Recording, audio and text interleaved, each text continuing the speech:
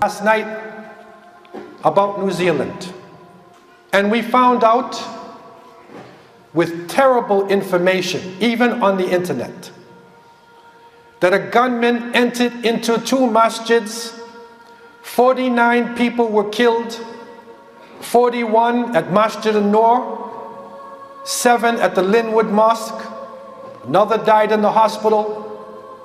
The killer, or who so far has been brought into court, was a right-wing terrorist, white supremacy, Brenton Tarrant. There are 2 others who have also been arrested. He wrote on his weapon, Alexander Bissonnet. This is the killer in Quebec City. He carried out this action, according to him, by a group called the Reborn Knights of the Templar, a crusading name. And he wrote a manifesto.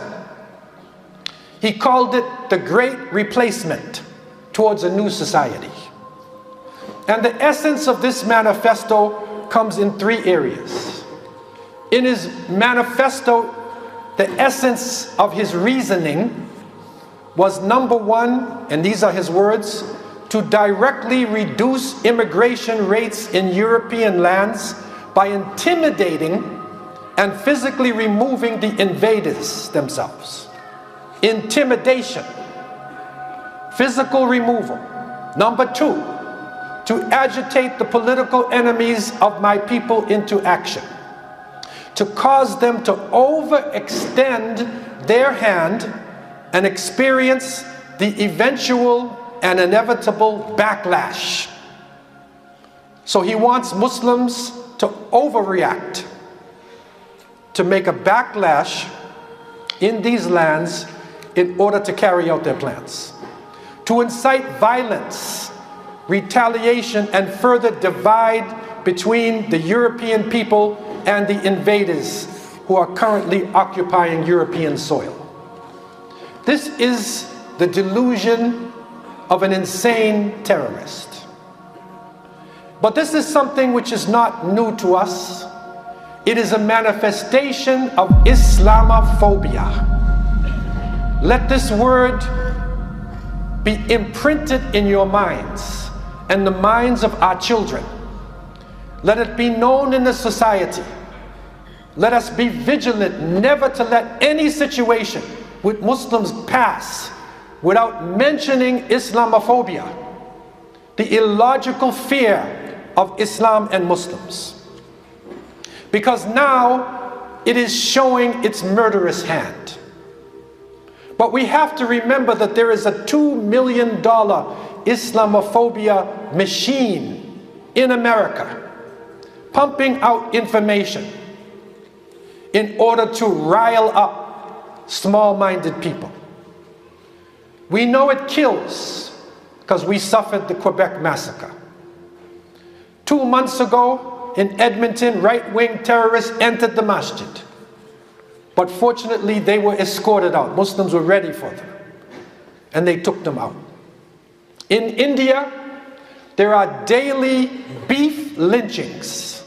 Lynchings of people who eat beef. The Oslo killer, Oslo, Norway, Anders Breivik, he murdered 70 people, and he wrote a manifesto similar to this one.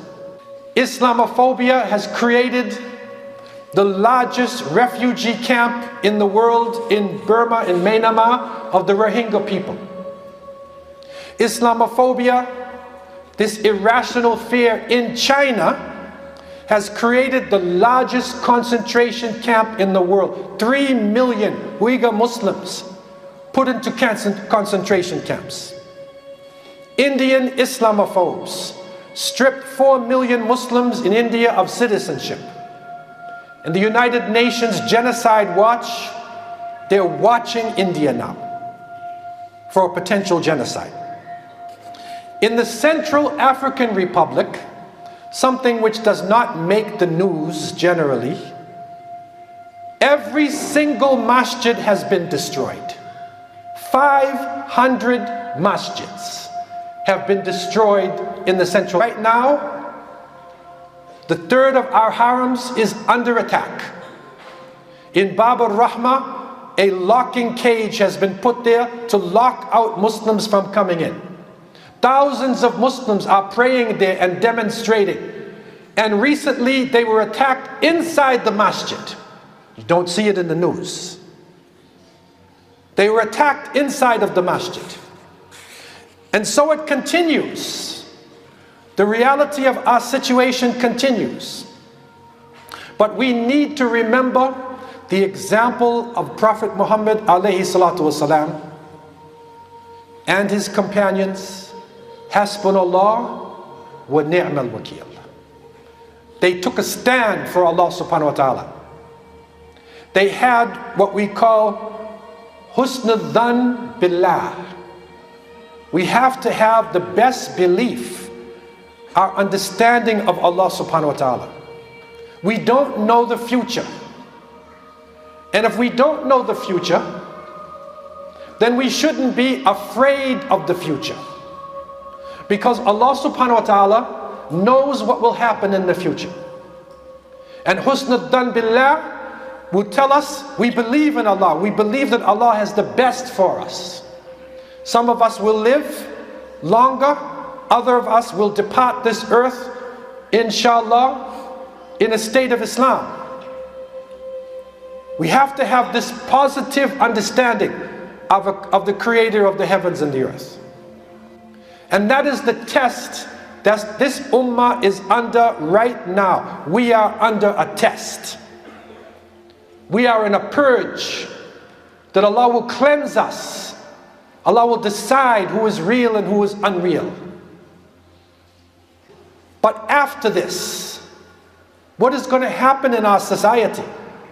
What is going to happen around the world? The answer is not to abandon the masjid. One of the imams in Christchurch in New Zealand, where the incident happened, and they said, lock the masjid, he said, we will never abandon the house of Allah subhanahu wa ta'ala. If they want us to leave, we will come in largest numbers.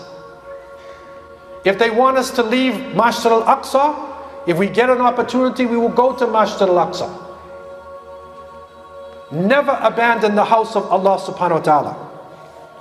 Pressurize our officials that there be an official ban on Islamophobia officially in our society. This is a wake-up call, not to be watered down, but focus on what is happening to us.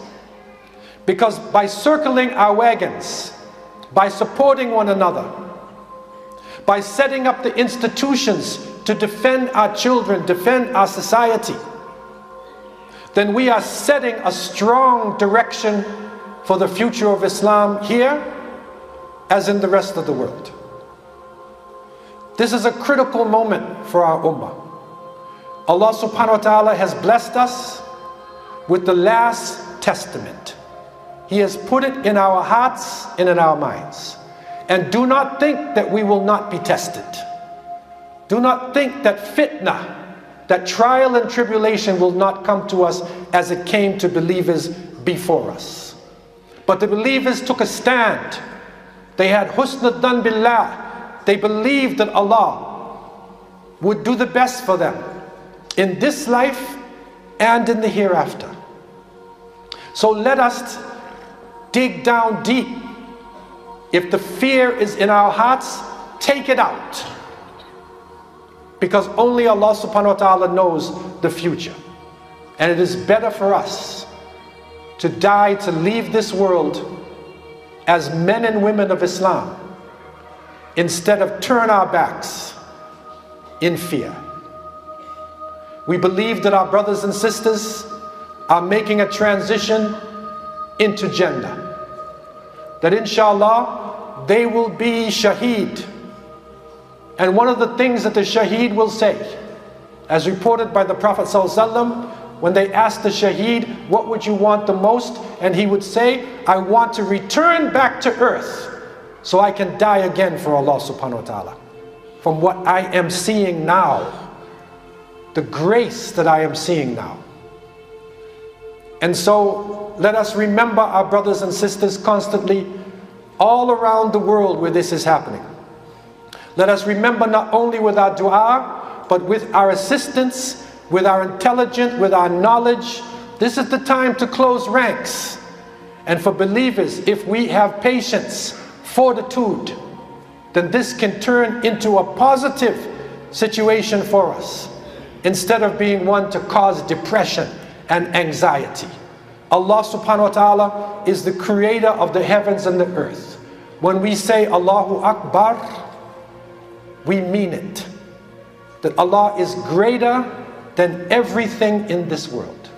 May Allah subhanahu wa ta'ala enter our brothers, sisters into the highest part of Jannah. May Allah subhanahu wa ta'ala help the children who died in Christchurch, enter them into the highest part of Jannah. May Allah subhanahu wa ta'ala help the shuhada all around the world, the Uyghur Muslims, Muslims in Al-Aqsa, in Central African Republic.